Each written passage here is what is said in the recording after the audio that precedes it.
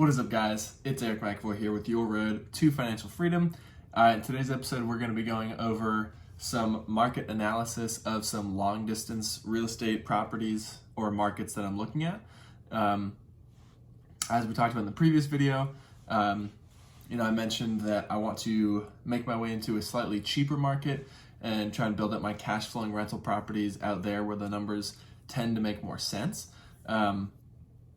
As far as rentals go, so what I've got here, this is a screen recording. I've got a spreadsheet that I put together of 9 different markets that I'm looking at. I got city, state, location, tons of different information that we'll go over.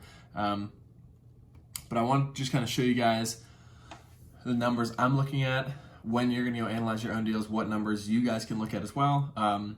This is what I'm currently doing. I know I have more work to do. This is my first time trying to get into long distance investing, so I have more research to do. I'm certainly not just going to jump in and go, just hope it works. But so this is the initial data that I have. I'm going to collect more data, and I know that I need to continue to do more research on the markets and whatnot, but this is kind of what I currently have, so I want to just kind of walk you guys through that, and we can look at it together. So. So let's dive right in. All right, so for the markets that we're looking at, we've got Huntsville, Alabama, Fayetteville, North Carolina, Sumter, South Carolina, Akron, Ohio, Clinton, Iowa, Birmingham, Alabama, Kansas City, Missouri, St. Petersburg, Florida, and Greenville, South Carolina. As you guys know, I do currently live in Greenville, so I kind of brought this up just to compare it. Because I currently live here, currently looking at investments here. So I want to see how this compares to the other markets. Mainly just because, I'm investing here because I live here, not necessarily because I chose it because of all these different metrics and numbers. So I want just to compare it, to see if it makes sense. So in the first column, we have the average home price. So as you can see, they range from a low of just under $69,000 in Sumter, South Carolina, all the way up to a high of $222 in St. Petersburg, Florida. Now again, I know I said I want to get into a cheaper market, and at the end, I'm going to tell you guys kind of which one I'm most likely going to get into based on all the numbers. But as we're going through, if you guys can start to kind of see a trend and take a guess, let me know.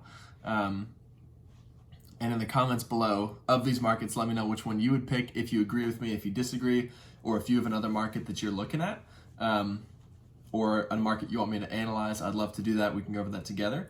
But yeah, and if you find this video helpful, don't forget to drop a like down below, just so helps the channel grow and helps more people learn about financial independence. So. So average home prices again ranging from, just under 69 grand to 222,000. Next one, count evaluation. That is basically how many properties are on the market, or have been sold in the past 12 months. So basically the more there are, that means the more rentals there are in that market. Median rent price. So that median, meaning that's like just the middle price, so there's mean, which is when you average it out by adding all the rents up and then subtracting by how many rentals you put together. That's typically what I like to do, but I got this data off of Bigger Pockets. So they use the median, which is just the middle.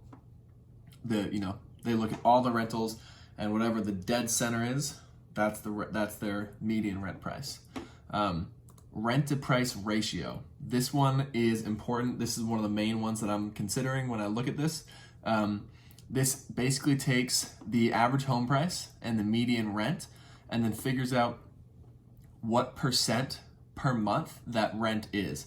And the reason I like this and the reason this is important is there's a rule of thumb with real estate investing. It's called the 1% rule. Now, the purpose of the 1% rule is mainly just to let you know, does this market make sense or does it not for rentals? It's a super broad, overarching rule. Obviously it's a rule of thumb, so don't make decisions solely on that, but it does help when you're filtering different markets. So essentially the 1% rule is you want to have your monthly rent to be 1% of your purchase price. So for easy math, if you're going to buy a $100,000 property, you want the rent to be $1,000. If you have a purchase price of, let's say in Huntsville, Alabama, of $170,000, you want the median rent to be $1,700. So as you can see in Huntsville, with the average purchase price of $170,000, but the median rent of $885,000, that puts the rent to price ratio at 0.52%, which is not the 1% rule. Markets that do meet the 1% rule in this are Sumter, South Carolina, and Clinton, Iowa. Akron, Ohio is just barely there, but the other two are there. And again, these are all averages. So just because, in Greenville, South Carolina, the average home price is $192,000 and the average median rent is just under $1,100, which puts the rent to price ratio at 0.57%. That's not to say rentals don't work here. I currently have a rental and it does work here. So these are just super broad, overarching market trends. So there are certainly sub-markets and sub-markets, like, a certain street on a market is going to do better than other streets, but this is just an overarching trend. Another one of the big pieces of information that I was looking at, because again, with me, I'm looking at this for the long term, is population growth since 2010. I realized I forgot to put Greenville. But so the highest one is Huntsville, Alabama. Since 2010, Huntsville, Alabama has grown 12.6%. That's a lot. Where then you're looking at markets like Sumter, South Carolina, Akron, Ohio, Clinton, Iowa, and Birmingham, Alabama. Those four markets have all seen a decline in population. Clinton, Iowa being the worst at just under 8%. An 8% population decline over the past 10 years does not look good when you're thinking of long-term investments, right? Because I want my property to cash flow, I want my rents to slowly, gradually increase over time, and I want my property to appreciate. Obviously, somewhere like Akron, Ohio is not going to see the same appreciation as somewhere like St. Petersburg, Florida, or San Diego, or the coastal areas. But I don't want to see people leaving the market that I'm looking to invest in, because I want to be there for the long term. And if there's less people, there's less renters. If there's less renters, there's less demand. If there's less demand, I can't get the price I want. And if I'm going to buy a property, be there for 10, 15, 20, 30 years, I want a place that's growing. So population growth is super important. So the winners on that one are Huntsville, Alabama, Kansas City, Missouri, and St. Petersburg, Florida. And then the next piece of information is the Case-Shiller Index. So this is, I actually learned about this about a couple weeks ago. The Case-Shiller Index basically looks at home prices and home sales, just over time. And so you can literally Google, Huntsville, Alabama, Case-Shiller Index, and it'll pull up a graph of the home prices over the past, I think it's 80 years or something. So basically what that helps you look at is how recession resistant is that market. So because I'm kind of using this for, my own purposes, and I'm not going to, publish this information or anything like that, I didn't really get, professional terms. So almost no dips, right? So actually let's pull that up. Let's go Huntsville, Alabama, Case-Shiller Index. Okay. So we come over here to pull this up. So when it says on my thing, on my spreadsheet, when it says almost no dips. So we want to look at mainly right here. So 2008 to 2009, this right here, you can see it basically didn't go down whatsoever. And since 1986, it's been a very, very slow upward trend. There's a bit of a dip in the 2008, but we're now ahead of where that was. And in these grayed out areas that you guys can see, these are, they indicate U.S. recessions. So the purpose of this is basically I don't want a market that's going to have extremely volatile home prices during recessions. So here we go. Major dips. So St. Petersburg, Florida, right? Okay, so we got Huntsville, Alabama pulled up right here. Then we pull up St. Petersburg, Florida, Case-Shiller Index. Pulled this one up just to show you guys what I'm talking about. So take a look at that. That right there is crazy, that dip. So imagine, we're thinking long term, right? Imagine if you had bought a rental property in like 1976, right? Because this huge dip started in 2006 and pretty much ended in 2012. Or let's say you bought it in 1982, right? 30 years prior to 2012. You bought it in 1982 and your intention was to own it for 30 years and then sell it and cash out. Coming up to that timeline, 2004, 5, 6, you're like, oh my gosh, I'm gaining all this equity. It's appreciating so much. This is going to be great. I've got 5 to 10 more years and I can sell it. And then all of a sudden this huge crash hits. And then 2012, the year you were planning on selling it, its value right here, you can see at 125 is basically the same, as it was in 2002. So 10 years, you didn't gain anything because of that huge dip. Whereas if you go back to Huntsville, Alabama, it went down a smidge, but overall, the overarching trend has been slightly up. So that's the Case-Shiller Index.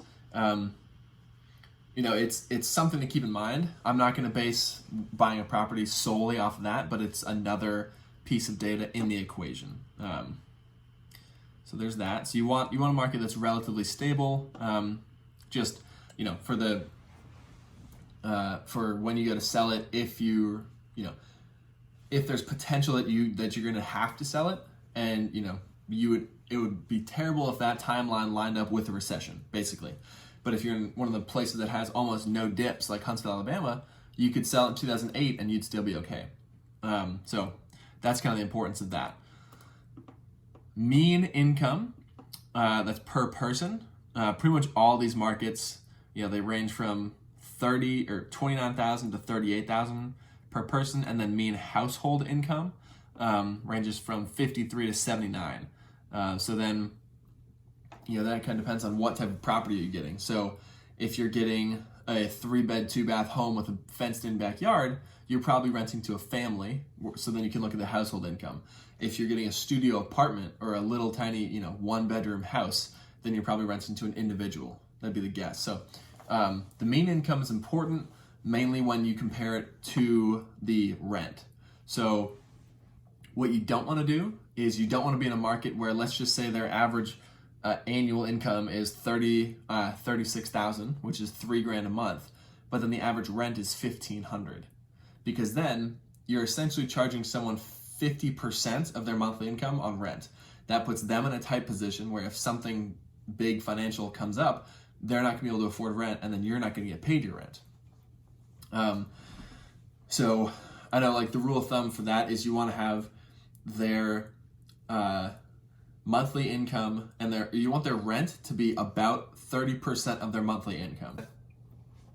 Because if, for example, you're renting to someone with a monthly income of $3,000 and their rent is $1,500, you're then charging them half of their income to rent. So if something happens with their income or they have some unforeseen expense, they might not be able to pay rent, which then puts them in a bad position, but also you in a bad position.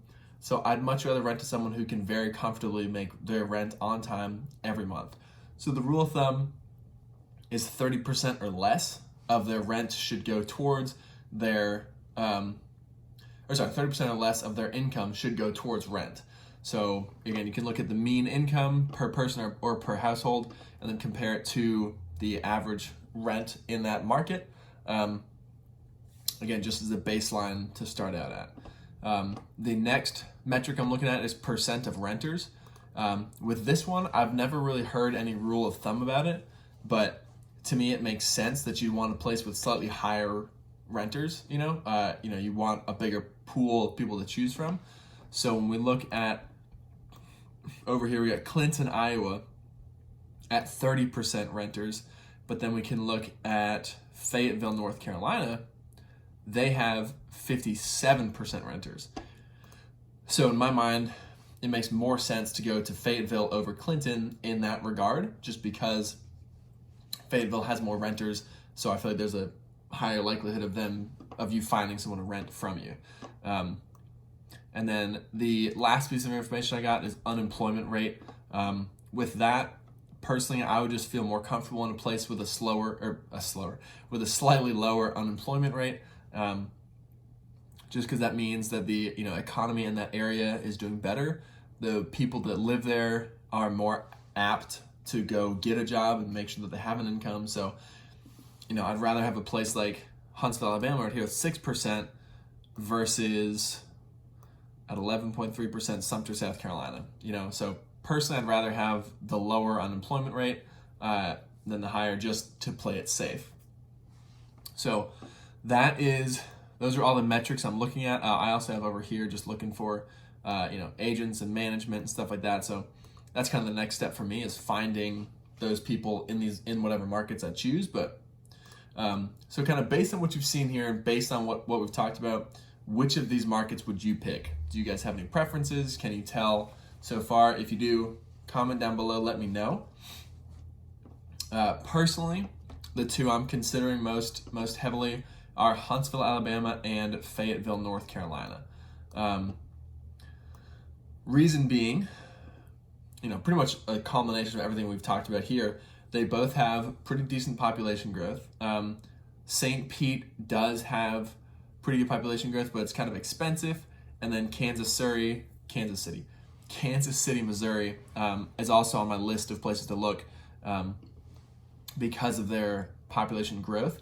But the reason I'm looking at Huntsville and Fayetteville more heavily are I've spoken to people who invest in those markets, and they've said that they can definitely find properties that hit that 1% rule, or even up to 1.2 or 1.3%, which to me is one of the most important rules, because I want to ensure that my properties can cash flow. So again, I know that I said that the rent to price ratio number is, it's an average. So in Huntsville, Alabama, the average home price being $170,000. I've got a friend there who recently purchased 3 properties for $52,000, $73,000, and $81,000.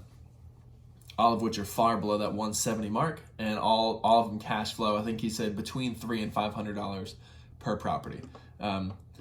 So again, the reason I'm looking in markets that are cheaper is just because I want to be able to buy more properties with less money, because that is currently the holdup that I have, because I'm not sitting on tons of money, and I don't have any partners yet. That's something I'm looking into in the future, and I might be able to get someone to invest out of state with me, but at the moment it's going to be me. These two markets also have seen very, very few dips from the Shiller index, which again is basically helping you be not recession proof but recession resistant. The mean income compared to the rent makes a lot of sense, as far as being a third or less, with the average or median rent price both being $850-ish, and the monthly income, or the median income per person, being ballpark of $35.